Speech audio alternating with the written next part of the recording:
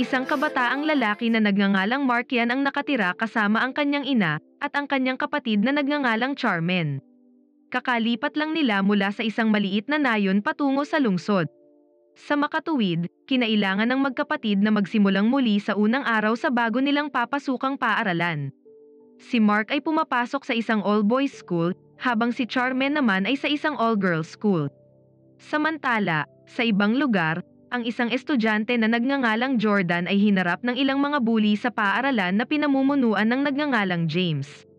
Tumanggi si Jordan na ibigay ang kanyang baon nang hinihingi nila ito. Pagkatapos ay puwersahan nilang kinuha ang kanyang pera at sinaktan pa nila. Aksidenteng nasaksihan ni Mark ang pangyayari. Gayunpaman, nanood lang siya at walang nagawa, pagkatapos ay umalis na lang. Nagsimula na ang klase. Si Mark ay nakaupo sa tabi ni Jordan, ang estudyanteng binubuli kanina. Sa oras ng break time, makikita natin si James habang binabalaan si Jordan dahil sa pag-aakalang siya ang nagsumbong sa kanya sa tagapayo ng paaralan. Si Mark na katabi ni Jordan ay masama ang tingin kay James, kaya naman tila naiinis ang huli dahil parang hinahamon siya ni Mark. Pagkatapos ay binantaan ni James si Mark na wala siyang gagawin laban sa kanya kung ayaw niyang mamatay. Sa halip na matakot sa banta ni James, ngumiti lang siya sa harap nito. Pagkaalis ni James at ng kanyang tropa, sinabi ni Jordan kay Mark na maging mas maingat kay James. Nang marinig ni Mark ang pangalan ni James ay nagulat ito. Ang pangalan ni James ay nagpaalala sa kanya sa isang kaibigan noong siya ay nasa elementarya. Sa katunayan, sina Mark at James ay nag-aral sa parehong paaralan ng elementarya noong sila ay mga bata pa. Pagkatapos ng klase, di sinasadyang napadpad si Mark sa isang boxing training center at naramdaman niyang interesado siyang mag-training ng boxing. Nang pumasok siya sa gym ay walang tao, kaya sinamantala niya ang pagkakataong subukan ang ilang mga kagamitan habang nandoon siya. Ilang sandali pa, dumating ang may-ari ng boxing gym at pinagalitan siya dahil sa paggamit ng kanyang kagamitan ng walang pahintulot. Sinabi ni Mark na interesado siyang mag-aral ng boxing. Tinanong siya ng coach kung mayroon na siyang karanasan sa sports. Sumagot si Mark na hindi pa siya nakapag-aral ng boxing pero natuto siya ng MMA. Binigyan siya ng boxing coach ng isang form para sagutan at pagkatapos ay sinabing maaari na siyang magsimula ng pagsasanay bukas. Ngunit sinabi ni Mark na nais niyang magsimula ng pagsasanay kaagad sa araw na ito. Mula sa araw na iyon, nagsimulang seryosong mag-training ng boxing si Mark. Kinagabihan, nag-alala si Mark dahil hindi pa umuwi ang kanyang kapatid. Pagkatapos ay tinawagan niya ito at sinabihan na umuwi kaagad. Ngunit hindi pumayag si Charmen dahil gusto pa rin niyang mag-enjoy sa karaoke club kasama ang kanyang boyfriend. Nainis si Mark at pagkatapos ay nagpas siyang hanapin ang kapatid. Sa daan, muling nakatagpo ni Mark si James kasama ang kanyang tropa. Tinawag siya ng isa sa mga kaibigan ni James. Lumapit si Mark at pagkatapos ay tinanong ni James ang kanyang pangalan. Nang sabihin ni Mark na ang kanyang pangalan ay Mark yan, sa wakas ay nalaman niya na si Mark ang kanyang kaibigan noong elementarya pa siya. Pagkatapos ay niyaya siya ni James na makipag-inuman habang inaalala ang kanilang pagkabata. Nagtanong si James tungkol sa mga magulang ni Mark, at sinabing nagpakamatay ang kanyang ama dahil nalugi sa negosyo. Matapos magkwento at alalahanin ang kanilang pagkabata, nagpaalam si Mark at sinabing kailangan na niyang umalis. Ilang sandali pa, natagpuan ni Mark ang kanyang kapatid sa lansangan habang nagsasaya kasama ang kanyang boyfriend. Kinausap niya ang kapatid at sinabing umuwi na sila. Gayunpaman, nabigla si Charmen sa kinikilos ng kanyang kapatid dahil masyado raw itong mahigpit. Kinabukasan, niyaya ni Mark si Jordan sa kanilang bahay dahil gusto niyang magpatulong sa pag-aaral ng matematika. Sa oras ng pag-aaral, nahirapan si Mark na unawain ang paliwanag ni Jordan hanggang sa siya ay nagutom. Pagkatapos ay niyaya ni Mark si Jordan para sabay na kumain ng noodles. Habang kumakain, tinanong ni Jordan kung bakit gustong-gusto ni Mark na mag-aral ng matematika. Sumagot siya na ito ay kagustuhan ng kanyang ama. Nais ng kanyang ama na mag-aral siyang mabuti. Mula noon, naging matalik na magkaibigan ang dalawa. Si James kasama ang kanyang tropa ay nagsama-sama at nagdiriwang sa isang karaoke bar. Sa hindi inaasahang pagkakataon, may dumating na grupo ng mga third-year students sa pangunguna ng nagngangalang Chris, at pagkatapos ay ginulo ang kanilang pagsasaya. Dahil sa pagdating ni Chris at ng kanyang gang, si James at ang kanyang tropa ay nanatiling tahimik dahil hindi sila nangahas na lumaban sa mga nakatatanda. Sa training center, nakita ni Mark ang isa sa mga estudyanteng tinuturuan ng coach at tila naiinggit ito sa kanya dahil hinayaan siya ng coach na mag-training mag-isa. Gayunpaman, nagpatuloy siyang mag-training ng mag-isa sa pamamagitan ng panggagaya sa mga galaw na itinuturo ng coach sa isa pang estudyante. Sa sumunod na araw, muling binubuli ng kasamahan ni James si Jordan. Nang makita ni Mark ang pangyayari, sinikap niyang ipagtanggol ang kaibigan. Hindi nagtagal ay sumiklab ang labanan sa silid-aralan. Isa-isang binugbog ni Mark ang mga bully at walang kahirap-hirap silang pinabagsak. Nagulat si James nang makita niya si Mark na magaling pala sa labanan. Pagkatapos ay binalaan niya ito na huwag makialam sa kanya, kung hindi ay hindi na siya magiging mapayapa at komportable sa paaralan. Pagkaalis ni James, pinuri si Mark ng isang estudyanteng nagngangalang Sanjo sa pagkakaroon ng lakas ng loob na labanan ang tropa ni James. Samantala, pinagalitan ni James ang kanyang kaibigan dahil napahiya siya sa ginawa ni Mark sa kanyang tropa.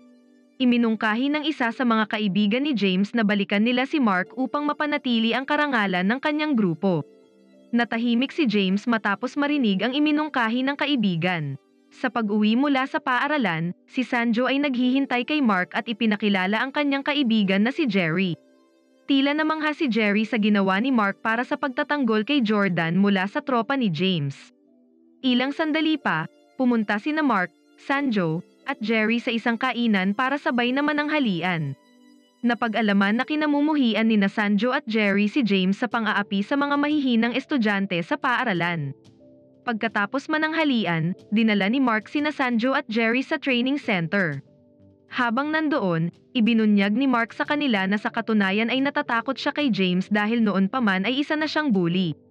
Pagkatapos ay tiniyak sa kanya ni na Sanjo at Jerry na hindi siya mahina at tiyak na kaya niyang talunin si James.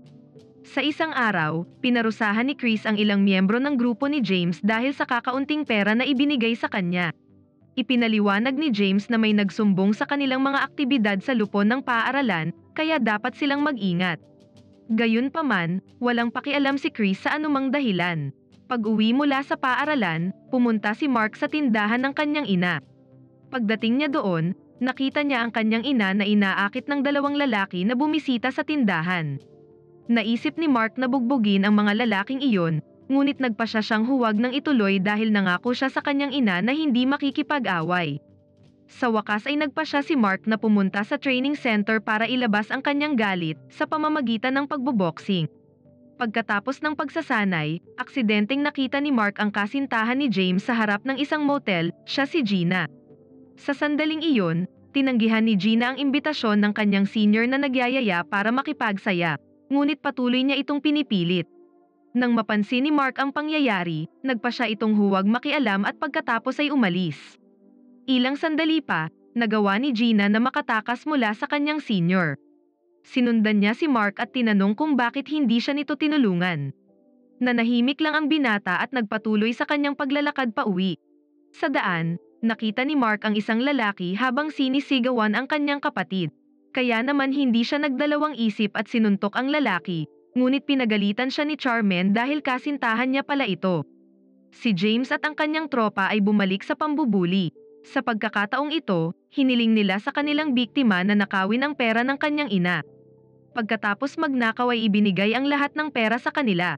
Samantala, niyaya ni na Sanjo at Jerry si Mark na mag-skip sa klase para manigarilyo sa bakuran ng kanilang paaralan. Habang naninigarilyo, nagtanong si Mark tungkol sa isang estudyante mula sa Yongjin High School na nagngangalang Jomar, at sumagot si Sanjo na si Jomar ay isang sikat bilang isang marahas na bully. Pagkatapos ay sinabi ni Mark na si Jomar ay kasintahan ng kanyang kapatid, at kagabi ay sinuntok niya ito dahil sinasaktan nito ang kanyang kapatid. Si Jerry at Sanjo ay mas lalong napabilib sa katapangan ni Mark. Pagkatapos ng klase, nakiusap si Gina kay Mark na sabay silang umuwi, at inalok itong makipagkita sa kanyang kaibigan, ngunit hindi interesado ang binata sa alok. Ilang sandali pa, hindi inaasahang nakasalubong nila si James kasama ang tropa. Nang makita ni James ang kanyang kasintahan kasama si Mark, tinawag niya si Gina at bigla niya itong hinalikan sa harap ni Mark at ng kanyang tropa. Tila sinadya niyang gawin ito para ipamukha kay Mark na girlfriend niya ito. Gayunpaman, tila walang pakialam si Mark at lumayo sa kanila. Kinabukasan, sa paaralan, iniabot ni James ang mga ninakaw na pera kay Chris. Pagkatapos matanggap ang pera, binalaan ni Chris si James na mag-ingat sa isang senior na nagngangalang Sambo. Habang pauwi si Mark sa kanilang bahay, bigla siyang hinarang ng mga estudyante mula sa Yongjin High School. Gusto nilang ipaghiganti ang kanyang ginawang pananakit kay Jomar ilang araw na ang nakalipas. Isa laban sa 3 tao ang naganap. Si Mark ay mukhang di nadaig ng kanyang mga kalaban. Sa kabutihang palad ay dumating sina Sanjo at Jerry sa tamang oras para siya ay tulungan. Sa huli ay nanalo ang 3 sa labanan laban sa mga estudyante ng Yongjin High School. Mula nang mangyari ang insidente ng pambubuli na kinasasangkutan ng mga mag-aaral ng Yongjin High School, si Mark ay mas lalong naging determinado sa pagsasanay ng boxing. Walang araw na hindi niya kinaliligtaan. Ginawa niya ang lahat para siya ay lumakas, para kapag muli niyang nakaharap ang mga bully na iyon ay kayang-kaya na niyang talunin sa labanan. Isang araw, pagkatapos ng klase, pumunta si Mark at ang kanyang 3 kaibigan sa isang tindahan. Bumili sila ng mga merienda at inumin. Habang sila ay nagmemeryenda sa harap ng tindahan, lumapit sa kanila si James kasama ang kanyang tropa. Inihayag ni James ang kanyang pagkadismaya kay Mark. Sinabi niya na kamakailan lang ay naging tanyag sa kanyang katapangan laban sa mga bully. Sinubukan ni Sanjo na kalabanin si James. Tinanong ito kung ano ang kanyang problema. At pagkatapos ay binato ni James ang isang lata ng inumin sa kanyang mukha. Upang maiwasan ang away, hiniling ni Mark sa kanyang mga kaibigan na umalis doon. Si Mark at ang kanyang mga kaibigan ay nagkaroon ng pag-uusap tungkol sa kung ano ang dapat nilang gawin upang matigil ang karahasan ni James at ng kanyang tropa. Hinikayat ni Jerry si Mark na salakayin si James, ngunit tumahimik lang si Mark. Pagkatapos ay nagpaalam siya sa kanyang mga kaibigan. Habang pauwi, muli niyang nakasalubong si Gina. Pagkatapos ay niyaya siya ng dalaga para sabay silang maghapunan. Pagkatapos ng hapunan, hinatid ni Mark si Gina pauwi. Ngunit sa kanilang daan ay hinalikan siya ng dalaga. Sinabi ni Gina na nagsimula na siyang magkagusto sa kanya. Natigilan si Mark sa pag-amin ng dalaga sa nararamdaman. Pagkatapos ay pumunta si Mark sa tindahan ng kanyang ina. Ngunit gaya ng dati, nakita niya ang kanyang ina habang hinaharas muli ng lalaki. Gayunpaman, sa pagkakataong ito, hindi na niya napigilan ang kanyang galit. Nang umalis ang lalaki na iyon sa tindahan ng kanyang ina, sinunggaban ni Mark at binugbog. Kinabukasan, sumugod sina Sanjo at Jerry at hinamon si James kasama ang kanyang tropa. Bago magsimula ang laban, nakatanggap si James ng tawag mula kay Gina na humihiling na makipaghiwalay sa kanya. Nang dahil dito ay nagalit si James, kaya naman ibinuhos ang kanyang pagkabigo kay Sanjo at Jerry, kasama ang kanyang tropa ay pinagtulungan nilang bugbugin ang dalawa, hanggang sa nagkaroon sila ng pinsala sa katawan. Tinanong ni Mark kung ano ang nangyari sa dalawa, at sinabi ni Jerry na dapat malaman ni Mark ang nangyari nang hindi nagtatanong. Tinanong tuloy ni Jerry kung bakit tumahimik lang si Mark at hindi nakipaglaban kay James, natatakot ba ito sa kanya. Sa ibang lugar, si Jordan ay muling hinaras ni James kasama ang tropa. Binugbog nila ito ng husto kaya naospital siya. Binisita siya ni Mark, Sanjo, at Jerry sa ospital. Nagulat ang 3 nang makitang malubha ang pinsala ni Jordan. Ngunit kahit nabali ang kanyang kamay at ang kanyang mukha ay malubhang nasugatan, nagawa pa rin niyang ngumiti at sabihin na ayos lang siya. Ang galit ni Mark ay hindi na mapigilan. Hindi na niya matitiis ang mapangahas na pag-uugali ni James. Pagkatapos ay niyaya ni Sanjo si Mark na ipaghiganti si Jordan at ang kanyang mga kaibigan, kasama si Jerry na nakatakdaring talunin si James. Magsisimula na ang paghihiganti ni Mark at ng kanyang mga kaibigan kay James at sa kanyang tropa. Pumunta sila sa lugar kung saan tumetambay sina James kasama ang tropa. Pagdating nila doon, hinahamon nila si James at ang kanyang tropa. Isang matinding labanan ang naganap. Ang bawat isa sa kanila ay nagsisikap na manalo.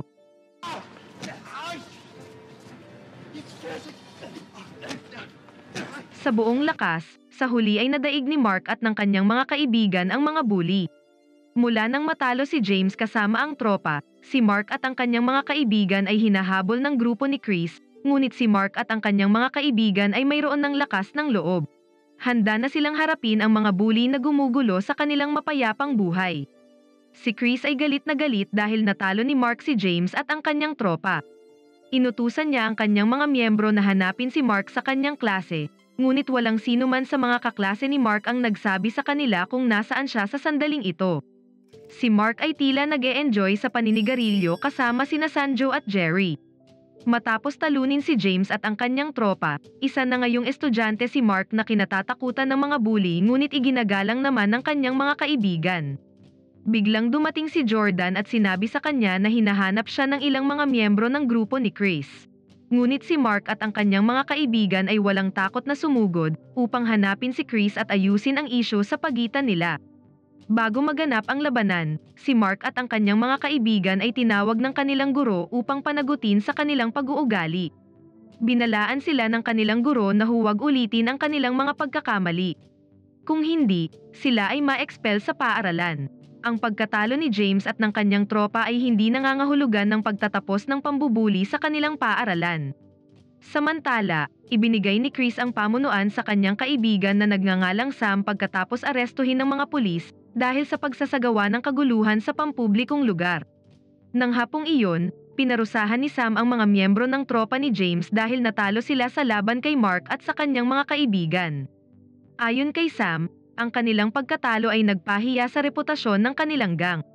Lalong nadismaya si Sam matapos niyang malaman na hindi pumasok si James sa paaralan, kung saan dapat ay parusahan din siya ng mas malupit pa kaysa sa kanyang mga miyembro. Di nagtagal, natagpuan ni Sam at ng kanyang grupo si Mark sa silid-aralan at sinabihan na magkita sila sa rooftop sa oras ng break time. Kung hindi darating si Mark, hindi ito magdadalawang isip na bugbugin siya. Sa break time, si Mark at ang kanyang mga kaibigan ay umakyat sa rooftop upang makipagkita kay Sam. Pagdating nila roon, sinabi ni Sam kay Mark na ang kanyang layunin ay hindi makipag-away kundi imbitahan siya na sumali sa kanyang grupo. Agad namang tinanggihan ni Mark ang alok, at sinabing ayaw niyang maging miyembro ng gang. Mukhang naiinis si Sam at hiniling kay Mark na muling isaalang-alang ang kanyang pagpapasya. Pagkatapos, sa cafeteria ng paaralan, pinag-usapan ni Mark at ng kanyang mga kaibigan kung ano ang nararapat nilang gawin para harapin si Sam at ang kanyang grupo. Kung magpasya silang sumali sa grupo ni Sam, gagawin lang silang mga tauhan. Pagkatapos ng klase, pumunta si Mark sa boxing gym para magpatuloy sa pagsasanay. Pagkatapos nito, habang pauwi, nakasalubong niya ang isang grupo ng mga babae sa paaralan habang naninigarilyo. Ang isa sa kanila ay tila interesado kay Mark, ngunit hindi niya ito pinansin at ipinagpatuloy ang kanyang paglalakad pauwi. Sa isang billiard club, nakipagtalo ang isang lalaki na nagngangalang Carlo laban sa mga estudyante na naglalaro rin ng bilyar doon. Pinagtawanan siya ng mga estudyante kaya napilitan itong gumamit ng karahasan at sinalakay sila. Pagkalipas ng ilang sandali, dumating si Sam at ang kanyang grupo upang hanapin ang mga estudyante na kabilang sa kanyang grupo. Nang makita ang kanyang kasamahan na nabugbog, agad niyang inatake si Carlo. May bagong estudyante sa paaralan na nagngangalang David. Sa kanyang unang araw sa paaralan, aksidenteng nabangga ni David si Jerry. Sa halip na humingi ng tawad kay Jerry, lumayo na lang siya pagkatapos ng insidente kaya ikinagalit ito ni Jerry. Gusto siyang bugbugin ni Jerry, ngunit sa kabutihang palad ay pinigilan ito ni Mark. Isang gabi, niloko ng isang estudyante na nagngangalang Karen ang isang lalaki. Kinuha ni Karen ang pera ng lalaki pagkatapos nitong dayain. Nagalit ang lalaki kaya hinabol siya at sinaktan. Sa sandaling iyon, nagkataong nasa malapit lang si Mark kaya nakita niya ang pangyayari at nagawang mailigtas si Karen. Siya ang babae na nakita niya noong isang araw sa daan. Matapos mabigyan ng leksyon ang lalaki, pinayuhan ni Mark si Karen na mag-ingat.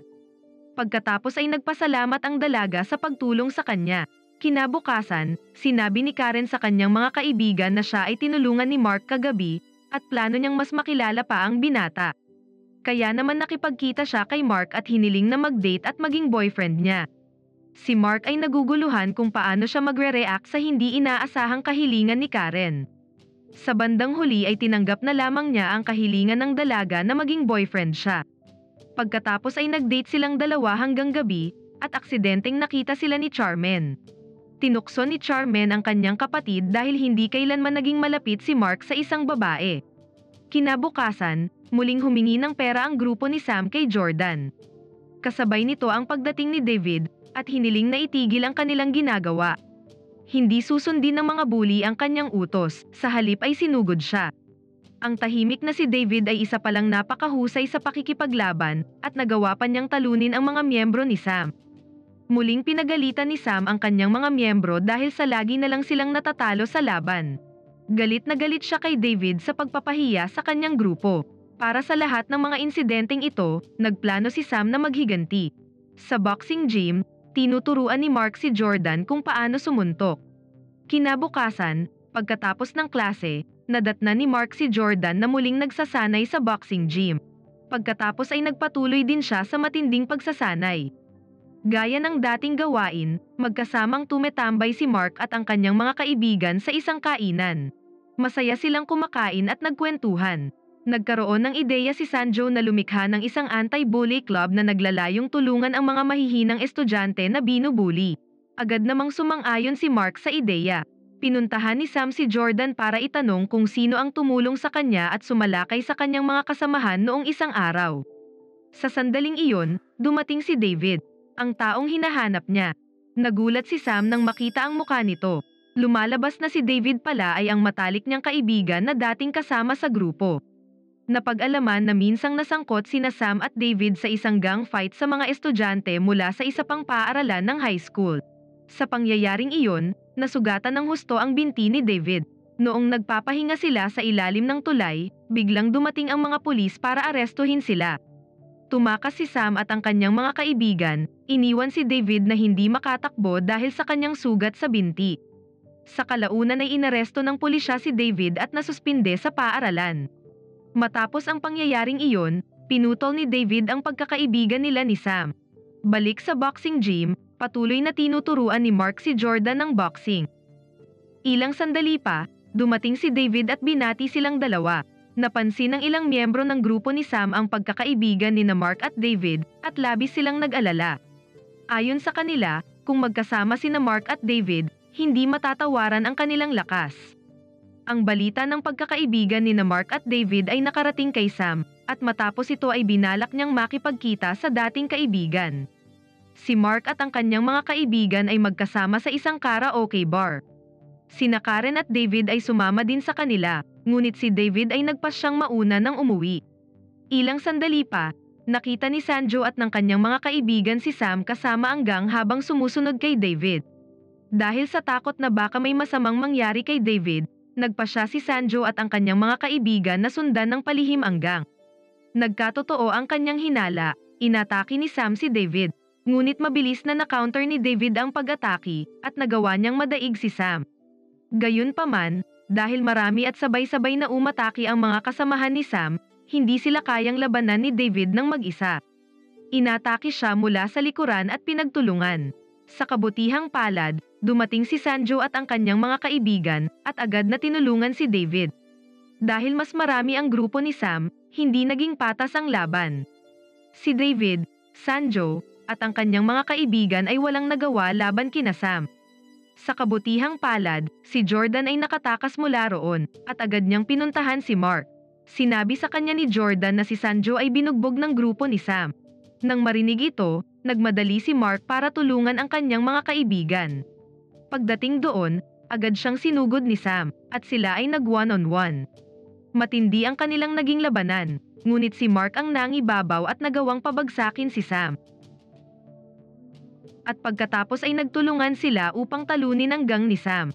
Dahil natalo si Sam at ang kanyang gang sa labanan, si Mark at ang kanyang mga kaibigan ay labis na kinatatakutan ngayon ng ibang mga gangster ng paaralan, at sila rin ang naging pangunahing pinuno sa kanilang paaralan. Hawak na nila ngayon ang rooftop ng gusali ng paaralan na dati ay nasa ilalim ng kontrol ni Sam at ng kanyang gang.